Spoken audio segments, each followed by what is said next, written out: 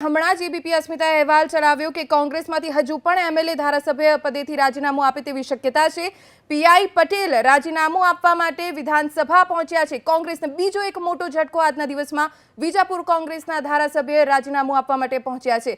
PI Patel અત્યારે વિધાનસભા પહોંચ્યા છે રાજીનામું આપવા માટે। ધીમે ધીમે કોંગ્રેસ તૂટી રહી છે અને દેખાઈ રહ્યું છે આજના દિવસમાં એક સાથે 3 રાજીનામા કોંગ્રેસ પક્ષમાંથી ધારાસભ્ય પદેથી આપ્યા છે અને હવે કોંગ્રેસની મુશ્કેલીઓ ચોક્કસપણે વધી રહી છે। જે સમીકરણ છે રાજ્યસભાની ચૂંટણીનું એ ધીમે ધીમે તૂટી રહ્યું છે।